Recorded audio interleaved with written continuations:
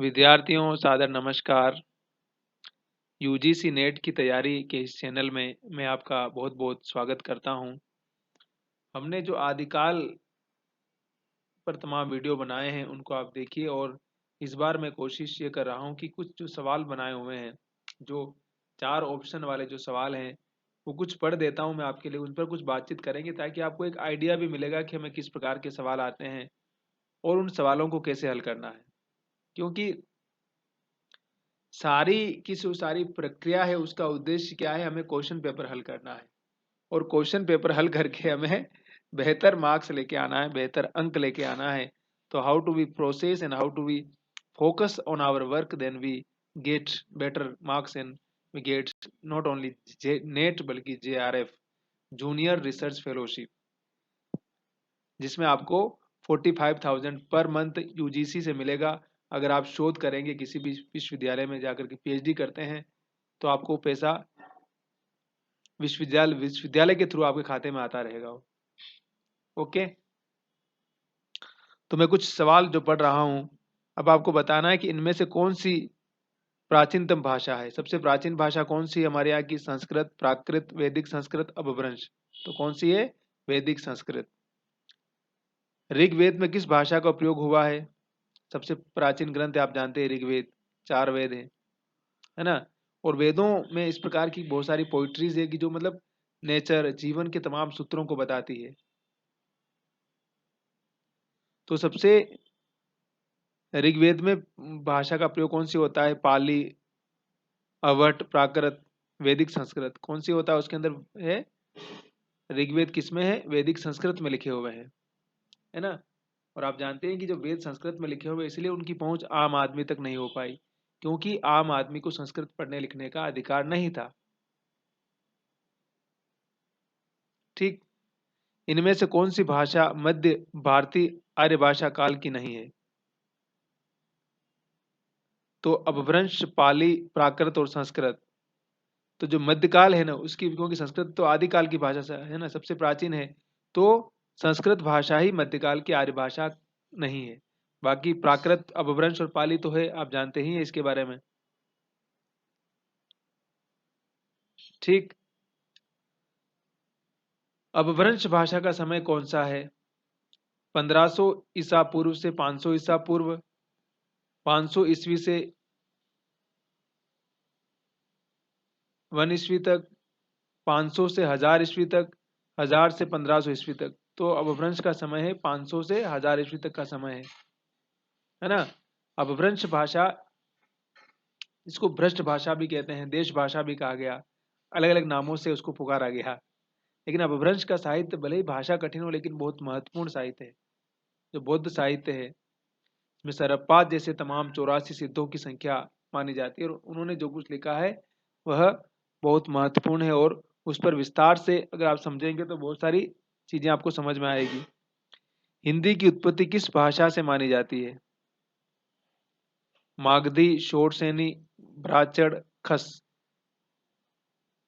तो हिंदी की उत्पत्ति शोरसेनी से होती है। इनमें से कौन सा नाम अपभ्रंश के लिए उपयुक्त नहीं होता? अपभ्रंश को अवट कहते हैं, अवहत्थ कहते हैं, देश भाषा कहते हैं, लेकिन डिंगल नहीं कहते हैं। डिंगल, डिंगल पिंगल आती है ना। अपभ्रंश मिश्रित पुरानी राजस्थानी डिंगल, हमने एक वीडियो में बताया, पूरा वीडियो इसके ऊपर बना के रखा है, आप वीडियो देखेंगे तो आपको पूरा क्लियर हो जाएगा। ठीक, इनमें से कौन सी भाषा प्रयोगात्मक भाषा है? नहीं, वियोगात्मक भाषा, वियोग की भाषा है। तो संस्कृत, प्राकृत, पाली ये नहीं है। अपभ्रंश को वियोगात्मक भाषा माना जाता है। ठीक, किसको? अपभ्रंश को वियोगात्मक भाषा के रूप में भी जाना जाता है, माना जाता है। हिंदी भाषा का आरंभ मोटे तौर पर कब हुआ था? तो 1500 ईस्वी, 500 ईस्वी, 1800 ईस्वी, 1000 ईस्वी।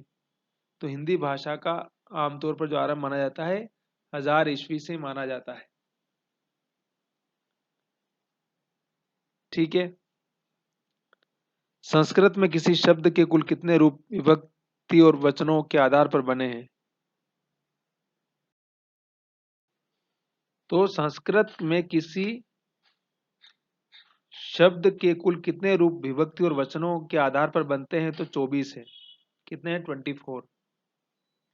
हिंदी में किसी शब्द को के मूलतः कितने रूप बनते हैं? एक वचन और बहुवचन दो ही बनते हैं। संदेश राशक किसने लिखा था? जगनीक, अब्दुल फजल, खुसरो, अब्दुल रहमान। तो संदेश राशक लिखा था अब्दुल रहमान ने। अपभ्रंश के प्रमुख कवि धनपाल की रचना कौन सी है? भविष्यत कहा, कथा, उपदेश रसायन, महापुराण, खुमान रासो। तो उनकी रचना है भविष्यत कहा। राहुल सांस्कृतायन के अनुसार हिंदी का पहला कवि कौन है? तो राहुल जी के अनुसार हिंदी का पहला कवि सरपाद है। पुष्पदंत, शालिभद्र सूरी, मुंज ये सारे नहीं है। ठीक, इसको भी ध्यान रखना है, इसको भी याद रखना है। शब्दानुशासन नामक प्राचीन व्याकरण के रचयिता कौन है? तो शब्दानुशासन किसने लिखा है? हेमचंद सूरी ने लिखा है।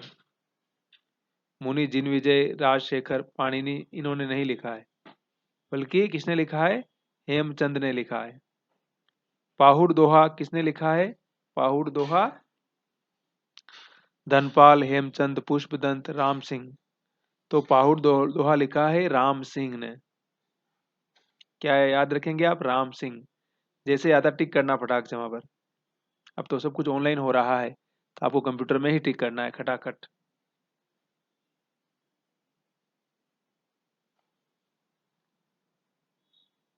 इनमें से किस कवि की गणना 84 सिद्धों में होती है?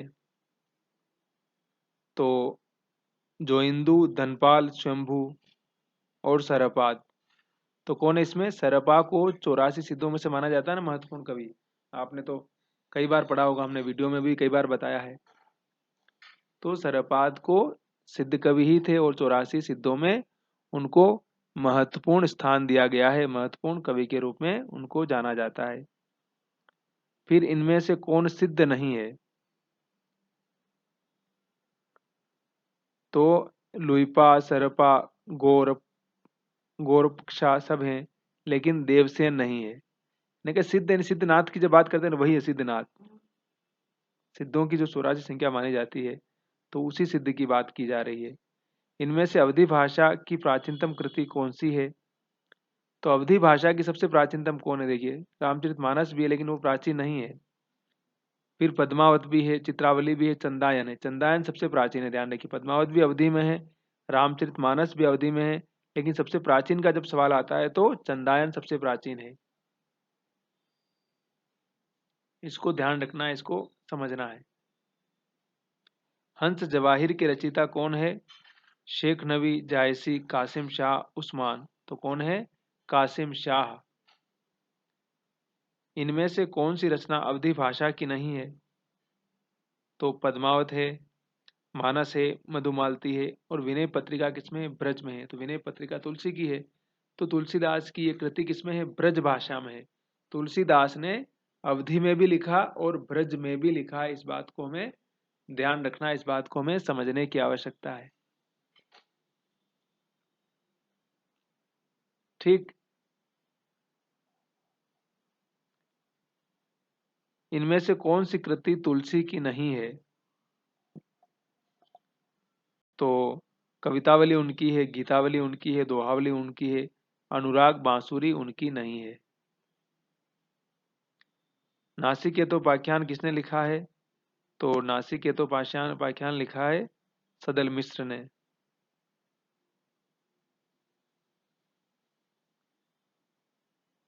भारतेंदु इंशाल्लाह खा शिव प्रसाद नहीं, किसने लिखा है? नासिकेतोपाख्यान सदल मिश्र ने लिखा है। स्वामी दयानंद सरस्वती ने इनमें से किसकी स्थापना की है? तो स्वामी दयानंद सरस्वती ने, आप जानते हैं, आर्य समाज की स्थापना की है। ब्रह्म समाज, प्रार्थना समाज, रामकृष्ण मिशन नहीं, बल्कि स्वामी दयानंद सरस्वती जो राजस्थान में भी, जयपुर में भी बहुत समय तक रहे, तो उन्होंने आर्य समाज की स्थापना की है। भारत में थियोसॉफिकल सोसाइटी का प्रचारक कौन था? तो एनी बिसेंट थी। महात्मा गांधी, मिस ह्यूम, निवेदिता नहीं, बल्कि एनी बिसेंट थी। राम प्रसाद निरंजनी की इसमें से कौन सी रचना है? तो राम प्रसाद निरंजनी जो आधुनिक गद्य के महत्वपूर्ण लेखक माने जाते हैं, तो भाषा योग विशिष्ट उनकी कृति है। प्रेम सागर, प्रबंध, चंद्रोदय, भाग्यवती नहीं।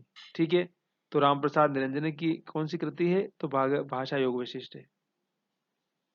ठीक।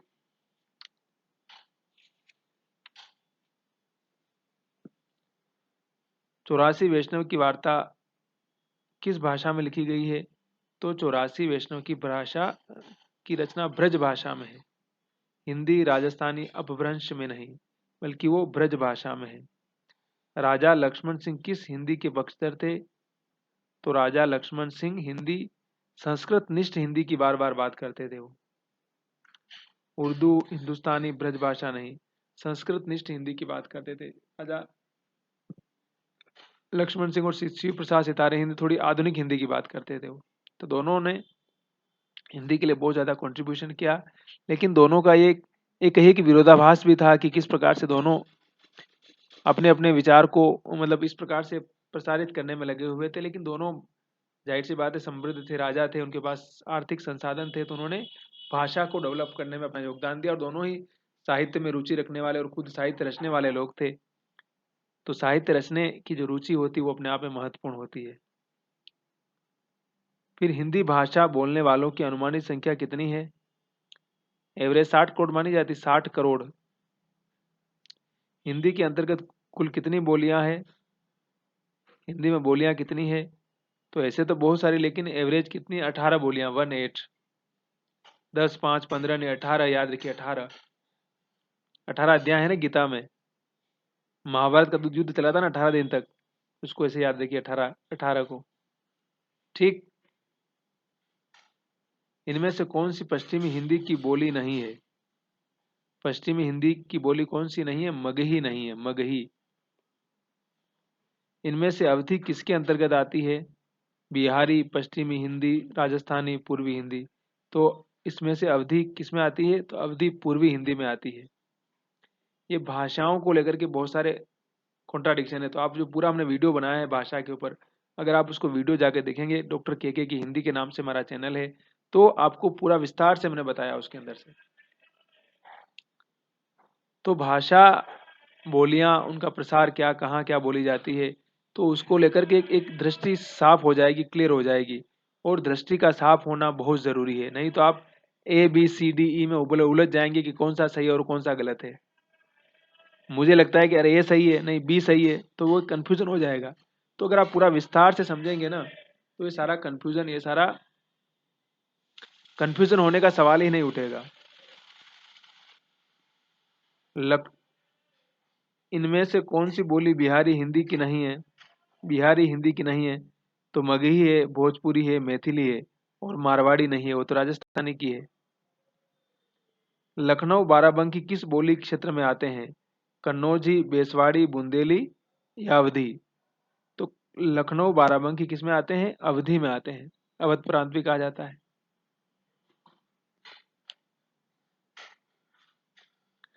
इसको आप मेमोराइज करेंगे तो समझ में आएगा। और लंबे वीडियो आप देखेंगे ना, तो छोटे प्रश्नों के उत्तर ढूंढना, उत्तर देना बहुत आसान होगा। इसलिए हम बार बार कहते हैं कि आप जो पूरा वीडियो उसको पूरा देखिएगा, हमेशा उसको बार बार देखिए, बार बार समझिए। तो आपकी जीवन दृष्टि और आपकी जो कहते हैं ना कि जो कंफ्यूजन है ना, बहुत सारी चीजें में जब कम आता है ना, तो हम बहुत ज्यादा कंफ्यूज हो जाते हैं। तो उस कंफ्यूजन से बाहर निकलने का भी हमें एक मौका मिलेगा, और वो मौका बहुत जरूरी है। ठीक। बघेली बोली का केंद्र कहाँ माना जा सकता है? तो रीवा, रायपुर, भोपाल, इंदौर। तो बघेली बोली का केंद्र माना जाता है रीवा, जो मध्य प्रदेश में है। इनमें से ब्रज भाषा किस नगर की बोली नहीं है? तो ब्रज भाषा मथुरा में बोली जाती है, आगरा में बोली जाती है, हाथरस में बोली जाती है, लेकिन इटावा में नहीं बोली जाती है। ठीक। इंदौर उज्जैन की बोली को क्या कहा जाता है? इंदौर उज्जैन कहाँ पर है? मध्य प्रदेश में। तो मारवाड़ी तो नहीं है, बघेली नहीं है, छत्तीसगढ़ी नहीं है, तो कौन सी बोली है वहां की? मालवी है। पूरा मालव, पूरा प्रदेश है मालवा।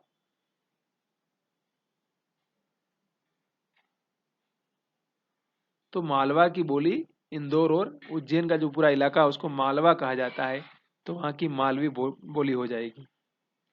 नैनीताल के आसपास बोली जाने वाली बोली का क्या नाम है? गढ़वाली, नेपाली, लहंदा, कुमायूनी। तो नैनीताल के पास बोली बोली जाने वाली बोली को क्या कहते हैं? कुमायूनी कहते हैं हम। आप गढ़वाली मत कर दीजिए, क्यों, गढ़वाल भी वहीं पर है ना, वो भी सब हिमालय का इलाका ही है ना, इसलिए आपको ध्यान रखना है कि नैनीताल के पास जो बोली जाती है उसको क्या कहते हैं? हम कुमायूनी कहते हैं। भाषा विज्ञान दृष्टि से हिंदी के अंतर्गत कितनी उपभाषाएं एवं बोलियां मानी जाती है? तो भाषा विज्ञान के दृष्टिकोण से 5 उपभाषाएं और 18 बोलियां मानी जाती है। ठीक है, कितनी होगी भाषा विज्ञान के दृष्टिकोण से? हमने ऊपर भी बात किया था, तो 5 तो उपभाषाएं और 18 बोलियां। इनमें से कौन सा कथन सत्य नहीं है? ये छोड़ दीजिए। इनमें से कौन सा जिला ब्रजभाषा क्षेत्र में नहीं आता है? तो अलीगढ़ आता है, मथुरा आता है, भरतपुर भी आता है, लेकिन गाजियाबाद नहीं आता है। गाजियाबाद ब्रजभाषा के क्षेत्र में नहीं आता है। मानक हिंदी का मूल आधार कौन सी बोली है? ब्रजभाषा, उर्दू, हिंदुस्तानी या फिर खड़ी बोली? तो जो खड़ी बोली है उसका आधार क्या है? और जो जो मानक हिंदी है उसका आधार क्या है? खड़ी बोली ही है। खड़ी बोली सही, तो सारा कुछ मानक एक बनाया गया ना आधुनिक काल में।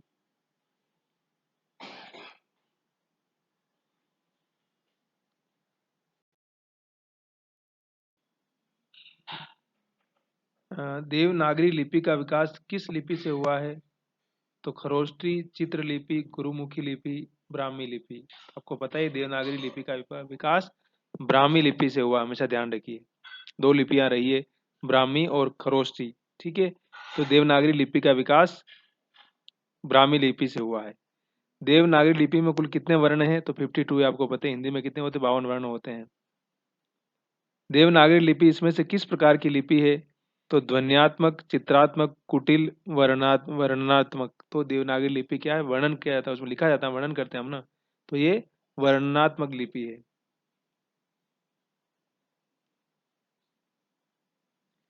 उत्तर प्रदेश सरकार ने 1947 में लिपि सुधार समिति का गठन किसकी अध्यक्षता में किया था? डॉक्टर राधाकृष्णन, आचार्य नरेंद्र देव, आचार्य रामचंद्र शुक्ल, डॉक्टर बीजी खेर। तो नरेंद्र देव जो आचार्य थे उनके अध्यक्षता में एक पूरी समिति बनाई गई थी और भाषा में सुधार का काम किया था। लेकिन हिंदी की विडंबना आप देखिए कि क्या सुधार होना और क्या नहीं होना, उस पर हम बात अभी नहीं कर रहे हैं।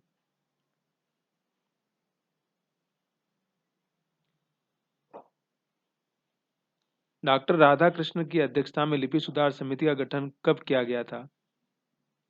तो फिर पहले वो भाषा की समिति बनाई गई थी, फिर भारत सरकार ने 1953 में एक लिपि को सुधार करने के लिए एक पूरी समिति बनाई गई। और उस दौर की आप चीजें समझ सकते हैं कि उसमें कितने संसाधन थे, क्या स्थितियां थी और कैसे उसमें सारा कुछ करना था, तो उन लोगों के लिए भी एक चुनौती थी। तो डॉक्टर राधाकृष्णन जो प्रेसिडेंट भी थे भारत के, उनकी अध्यक्षता में 1953 में सब कुछ किया गया था। मराठी भाषा की लिपि कौन सी है? तो मराठी भाषा भी देवनागरी लिपि में ही लिखी जाती है। हिंदी पट्टी की तमाम भाषाएं देवनागरी लिपि में ही लिखी जाती है, पंजाबी गुरुमुखी में, और साउथ की जो भाषाएं शायद खरोष्टी लिपि में शायद। ठीक है, इनमें से कौन से शब्द की वर्तनी गलत है? ये छोड़िए।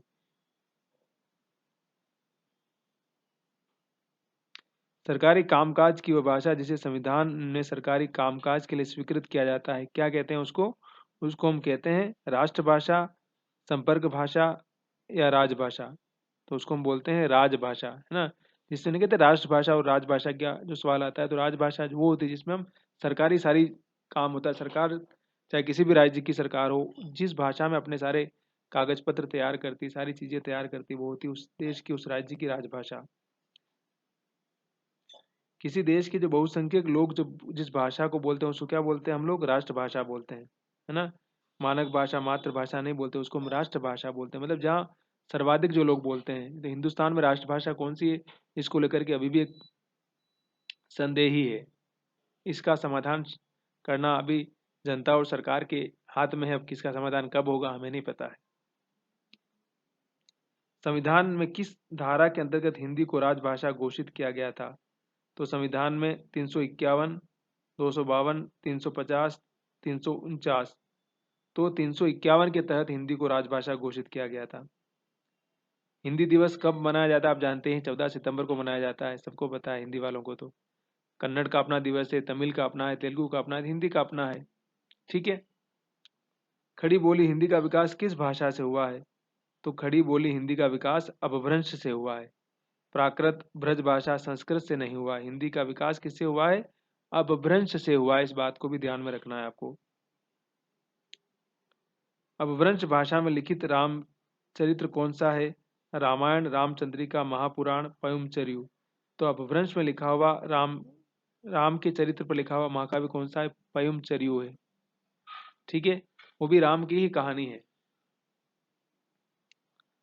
अपभ्रंश भाषा का विकास किस भाषा से हुआ है? तो अपभ्रंश पाली के बाद आई, तो प्राकृत से, मतलब प्राकृत से इसका विकास हुआ है। अपभ्रंश का विकास प्राकृत से हुआ है। संस्कृत, पाली, अवट से नहीं, बल्कि पाली, हम कहते हैं ना संस्कृत, पाली, प्राकृत, है ना, अपभ्रंश आती फिर, तो प्राकृत से ही इसका विकास माना जाता है। हिंदी का सर्वप्रथम प्रचार करने वाले कौन थे? गांधी जी, पुरुषोत्तम दास टंडन, स्वामी दयानंद सरस्वती, महावीर प्रसाद द्विवेदी। देखिए, हिंदी का प्रचार करने वाले थे स्वामी दयानंद सरस्वती, और हिंदी भाषा को निर्मित करने का काम किया था महावीर प्रसाद द्विवेदी ने। और हिंदी को लेकर के बहुत सारे संस्थान खड़े करने का काम महात्मा गांधी ने किया था। हिंदी प्रचार समिति से लेकर के भाषा प्रचार समिति, ये तमाम तरह की जो समितियां बनाने का काम है वो गांधी ने करते रहे। लेकिन हिंदी का सबसे पहले प्रचार करने वाले थे स्वामी दयानंद सरस्वती। तो ये जो भी कन्फ्यूजन है, उन कन्फ्यूजन को दिमाग से निकाल दीजिएगा। कोरवी का दूसरा क्या नाम है? कोरवी भाषा का, कोरवी का दूसरा नाम खड़ी बोली हिंदी है, ध्यान रखना। हरियाणवी, मेवाती, बुंदेली नहीं, बल्कि कोरवी को खड़ी बोली भी कहते हैं हम। ब्रज भाषा का विकास किस अपभ्रंश से हुआ था? तो ब्रज भाषा का विकास होता है पेशासी, नागर, खस नहीं, शोर सैनी से हुआ था। खड़ी बोली का दूसरा नाम क्या है? हम ऊपर बता चुके हैं, कोरवी। आचार्य शुक्ल ने हिंदी गद्य के आरंभिक 4 प्रचारकों या विकास करने वालों में किसको स्थान नहीं दिया है? तो सदल मिश्र को दिया है, लल्लूलाल को दिया है, मुंशी इंशा अल्लाह खां को दिया है, और शिव प्रसाद सितारे हिंद को उन्होंने हिंदी के प्रचारकों में, जो आरंभिक प्रचारक थे उनमें स्थान में उनको नाम नहीं दिया है। हमने बताया ना कि आचार्य शुक्ल को लेकर के मैंने बहुत सारे वीडियो बनाए हैं, उनकी आलोचना को लेकर के, निबंध को लेकर के, उनका जो प्रसिद्ध निबंध है कविता क्या है उसको लेकर के मैंने वीडियो बनाया है। आप प्लीज जाइए डॉक्टर के की हिंदी पर और पूरा वीडियो सुनिए, तो आपको शुक्ल जी की आलोचना, समीक्षा और दृष्टिकोण, उनका चिंतामणि जो निबंध संग्रह के बहुत 3 खंड है, उनकी क्या विशेषता है, वो सारी चीजें समझ में आएगी। और शुक्ल जी की आलोचकी और आधुनिक दृष्टि को समझ करके ही हम आधुनिक चेतना, आधुनिक साहित्य और सामाजिक चेतना परिवर्तन की जो तमाम आयाम समाज में घटित होते हैं उनको समझ सकते हैं। आधुनिक राष्ट्र राज्य की अवधारणा और आलोचना किस प्रकार से उसको अपने अंदर समाहित कर रही थी, आधुनिक चिंतन कैसे उसको अपने अंदर आविष्ट करके आगे बढ़ रहा था, अगर उस वास्तविकता को अगर हम समझ पाएंगे, समझते हैं, तो बाकी सारी चीजें हमें अपने आप क्लियर हो जाएगी, अपने आप स्पष्ट हो जाएगी।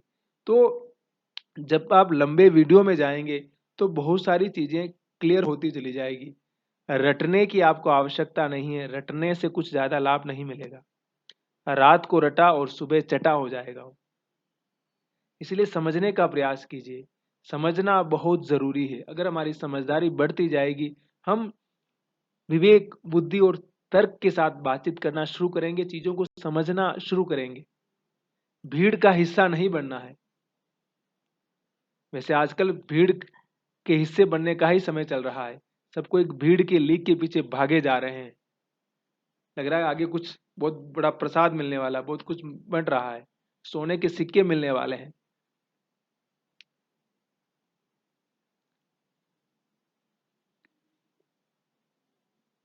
इनमें से अवधि का विकास किससे हुआ था? शोरसेनी, मागधी, नागर, अर्धमागधी। तो अवधि का विकास हुआ था अर्धमागधी से। ढूंढानी बोली का दूसरा नाम जो अधिक प्रचलित है क्या है? मालवी, मारवाड़ी, मेवाती, जयपुरी। तो ढूंढानी का कौन सा नाम है? जयपुरी भी बोलते हैं उसको, जयपुरी, याद रखिएगा। ये अक्सर पूछा जाता है परीक्षा में। मैंने कहा ना कि भाषा को लेकर के जो मैंने वीडियो बनाया है विस्तार से, उस वीडियो को आप जाके देखेंगे ना, तो जो महीन महीन जो चीजें हैं वो आपके दिमाग में क्लियर हो जाएगी, और क्लियर हो जाएगी तो आपको एक कंफ्यूजन नहीं होगा।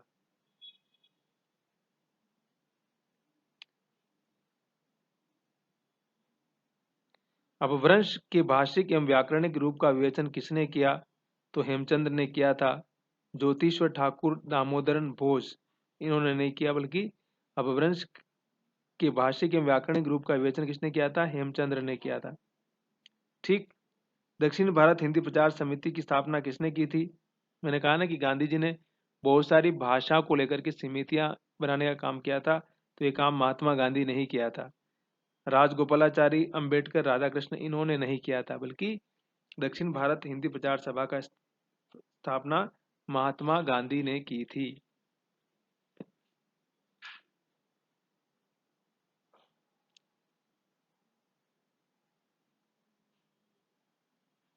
इनमें से हिंदी का एक रूप क्या नहीं है? रेखता, उर्दू, हिंदुस्तानी सारा है, कोंकणी नहीं है। कोंकण भाषा बोली जाती है कहाँ पर? महाराष्ट्र में जो समुद्र का तट है ना, वहां बोली जाती है, जो उसको उस क्षेत्र को ही कोंकण का इलाका बोला जाता है, जो खास तौर से ओशियन का है, पूरा केंद्र है, पूरा समुद्र का किनारा है वो, है ना, सी बेल्ट है पूरा वो। राजभाषा आयोग का गठन कब हुआ था? 1955 में।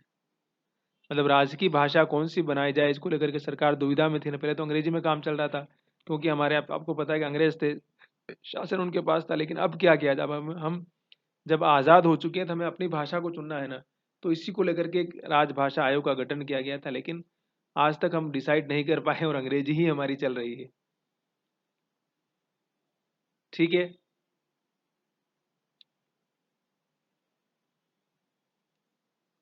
फिर राजभाषा आयोग अलग और राजभाषा अधिनियम कब निर्मित हुआ था? तो राजभाषा अधिनियम 1976 में बना था। देखिए, राजभाषा आयोग अलग है और राजभाषा अधिनियम अलग है। एक नियम बनाया गया कि राजभाषा के जो नियम कानून है उसमें क्या क्या क्या इस्तेमाल करना, कैसे करना, कौन कौन करेंगे, राज्यों के लिए क्या है, सरकार के लिए क्या है, केंद्र सरकार के लिए क्या है, बाकी सारी जो पदावली नियमावली क्या बनती है, उसका लिए एक पूरा एक सिस्टम बनाया गया उसमें।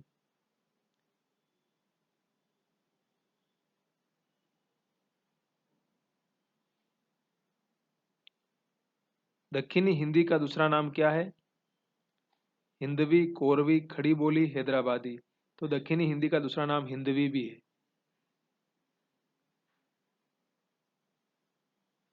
भरतेश्वर बाहुबली रास नामक रचना के रचयिता कौन है? तो शालिभद्र सूरी हैं इसके रचयिता। मुल्ला दाऊद मुनि जिन विजय पुष्पदंत नहीं, बल्कि शालिभद्र सूरी ने लिखा है ग्रंथ। और 84 सिद्धों में सबसे पहले सिद्ध किसको माना जाता है? सरपा, नोरोपा, शबरीपा या लोईपा? तो सबसे पहले जो सिद्ध हैं वो हैं लोईपा। हमने बताया ना कि सिद्धों की संख्या कितनी है? 84 है। तो उसमें सबसे पहले सिद्ध कौन है? लोईपा है। आज जू हो गाय चराबनु गयो, यह पंक्ति किस बोली की है? मैथिली, कन्नौजी, बुंदेली, ब्रज भाषा। तो किसकी है ये? ब्रज भाषा में। सूरदास लिखा, आपको पता है ना, या फिर रसखान ने लिखा है ब्रज भाषा में ही। और ब्रज भाषा ही कृष्ण के जीवन की जो तमाम सुंदरताएं हैं, लीलाएं हैं, उनको लिखने में, उनको वर्णन करने में ब्रज भाषा ही बहुत ही मार्मिक और बहुत ही रसिक भाषा है।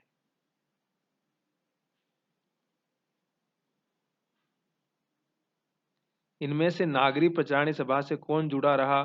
भारतेंदु प्रसाद, प्रेमचंद, श्याम सुंदर दास। तो नागरी प्रचारणी जो सभा काशी में है, बनारस जिसको बोलते हैं, उससे जुड़ने वाले थे श्याम सुंदर दास। भारतेंदु उस समय नहीं थे, प्रसाद और प्रेमचंद नहीं जुड़े थे। कीर्ति लता किस भाषा की रचना है? पाली, संस्कृत, प्राकृत या अवहट? तो कीर्ति लता विद्यापति की है, जो किसमें है? अवहट में है। ठीक है। विद्यापति बहुत ही महत्वपूर्ण श्रृंगारी कवि हैं। उनकी पदावली पढ़ेंगे आपको तो रोमांस और स्त्री की देह की जो सुंदरता है उसको कितना गहराई के साथ और कितनी सेंसिटिविटी के साथ में मतलब उस कविता लिखते हैं, अद्भुत है वो।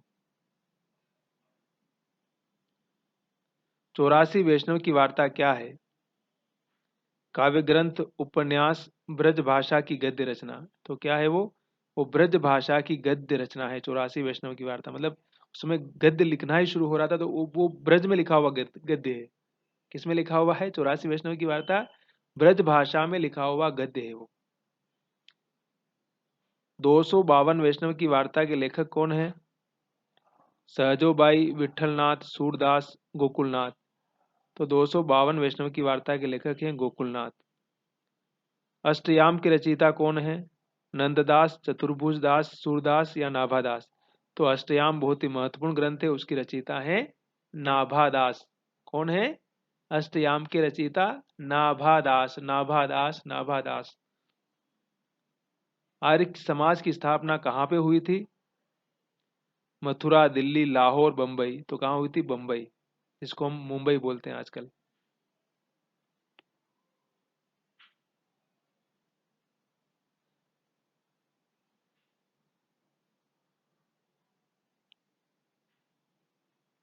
अब देखिए, रामायण किस भाषा में रचित? रामायण महाभारत आपको जानते हैं संस्कृत में लिखे हुए हैं, ठीक है, तो संस्कृत में है वो।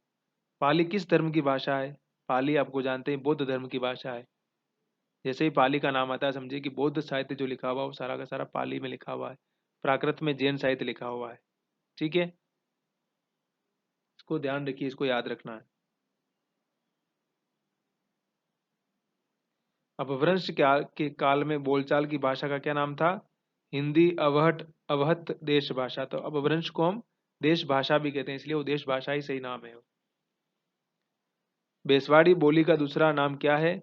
ब्रज, बांगरू, बुंदेली, अवधी। तो बेसवाड़ी को हम अवधी भी बोलते हैं, ठीक है। अब देखिए अगला क्या है? पहाड़ी भाषा का विकास कौन सी अपभ्रंश से हुआ है? तो मागधी, ब्राचड़, अर्ध मागधी, खस। तो पहाड़ी भाषा का विकास खस अपभ्रंश से हुआ है। इनमें से देवनागरी लिपि का उल्लेख सर्वप्रथम कहाँ मिलता है? देवनागरी लिपि का उल्लेख देखिए, लिपि कहाँ मिलती है, लिपि के बारे में। तो जो शिलालेख है हमारे पुराने, उसमें जयभट्ट का जो शिलालेख है वहां मिलता है। अशोक का शिलालेख, सिंधु घाटी, सारनाथ, इसमें नहीं, बल्कि देवनागरी के बारे में सर्वप्रथम कहाँ मिलता है? जयभट्ट के शिलालेख में।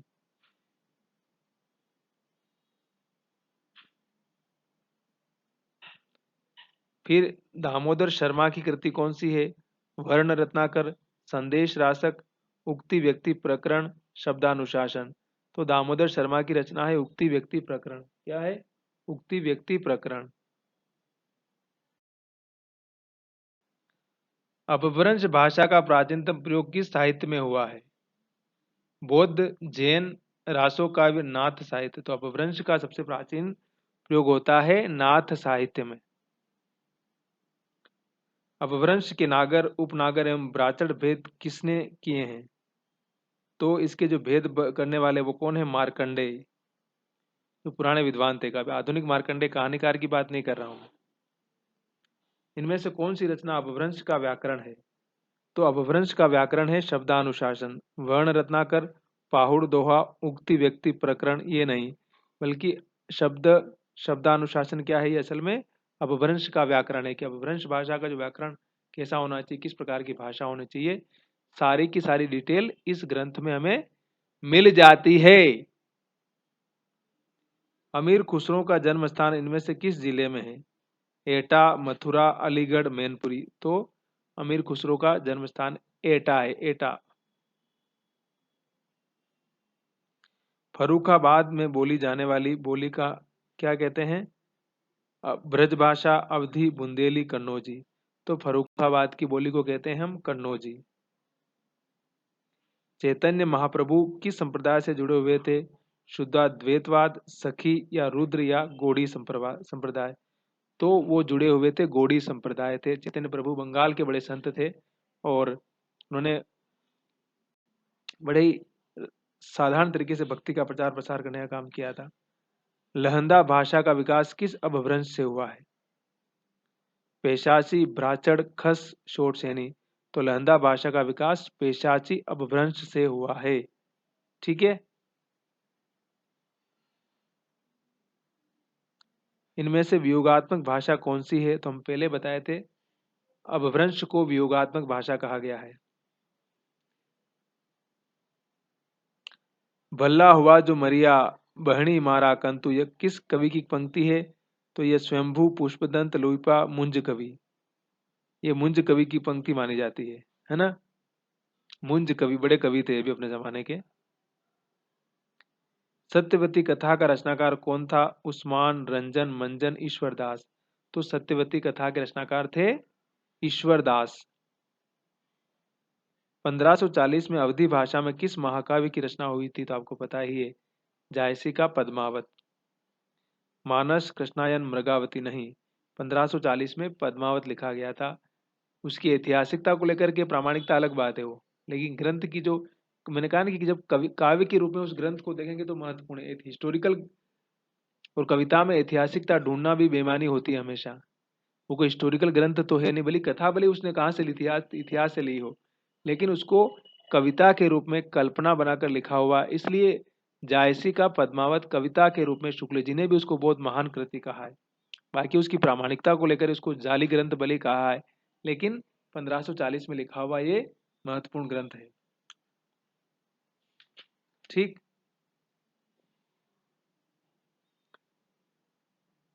इंदु पत्र का संपादन किस छायावादी कवि ने किया था? तो इंदु पत्र जयशंकर प्रसाद निकालते थे। मतवाला का संपादन किस किसने किया था? निराला, भारतेंदु, बालकृष्ण भट्ट, बनारसी दास चतुर्वेदी। तो निराला ने मतवाला का संपादन किया था। निराला के जीवन संघर्ष पर भी मैंने वीडियो बनाए हैं।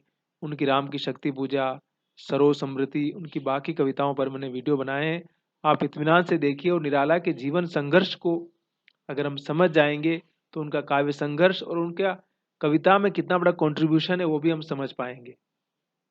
इसलिए मैं कहता हूँ बार बार कि वीडियो, जो लंबे वीडियो आप देखेंगे विस्तार से ना, तो बहुत सारी चीजें समझ में आती चली जाएगी।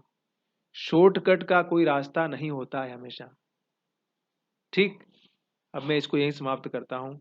हम मिलते हैं अगले वीडियो में। कम से कम हमने 125 प्रश्न आपके सामने रखे हैं। आप इसको सुनिए, समझिए, और जो भी सवाल हो प्लीज कमेंट बॉक्स में दीजिए।